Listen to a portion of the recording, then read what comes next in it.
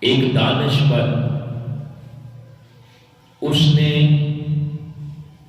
لوگوں سے سوال کیا، پوچھا کہ یہ بتاؤ سب سے مہنگی چیز کون سی ہے؟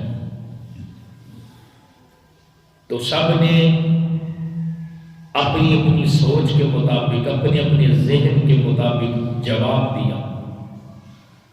کسی نے کہا یہ جو سونا ہے یہ سب سے مہنگا ہے، کہ مہنگی ترین چیزوں کا نام آپ نے پوچھا ہے تو جو سونا ہے یہ سب سے مہنگا ہے۔ اسی طرح کسی نے اور جواب دیا، کسی نے اور جواب دیا، یعنی جو جو اس کی عقل میں، اس کی سوچ میں آیا، جواب دینے والوں نے جواب دیا کہ یہ چیز مہنگی ہے۔ لیکن اس دانشور نے کہا نہیں، جو جواب میں چاہتا ہوں وہ آپ لوگوں میں سے کسی نے نہیں دیا۔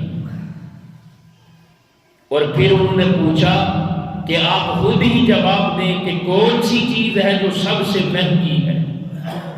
اس دانشور، اس صاحب بصیرت عقل مند شخص نے کہا اگر کوئی چیز سب سے مہنگی ہے تو اے انسان وہ تیرا وقت ہے، وہ تیرا ٹائم ہے،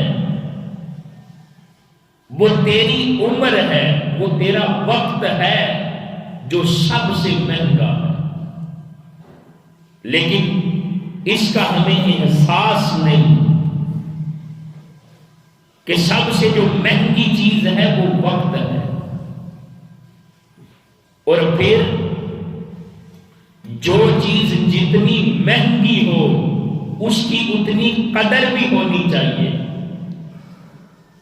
تو سب سے جو مہنگی چیز ہے وہ وقت ہے، لیکن ہم جس قدر وہ سب سے مہنگی چیز ہے ہم اس کی قدر ہی نہیں کرتے۔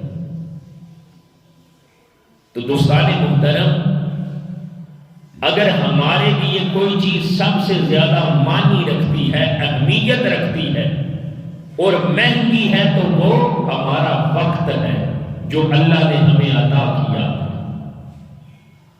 تو ہر ایک نے جب اپنے اپنے ذہن کے مطابق جواب دیا کہ سونا مہنگا ہے، فلاں چیز مہنگی ہے، فلاں چیز مہنگی ہے، فرمایا نہیں، اے انسان تجھے احساس نہیں، تیرے پاس اگر کوئی چیز سب سے مہنگی ہے تو وہ تیرا وقت ہے جس کو تو ضائع کر رہا ہے۔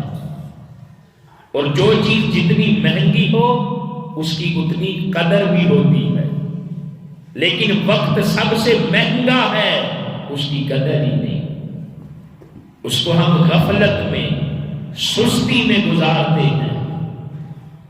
اور پھر دوستان محترم، دنیا کی کوئی چیز آپ کی کھو جائے مل جاتی ہے لیکن وقت نہیں ملتا۔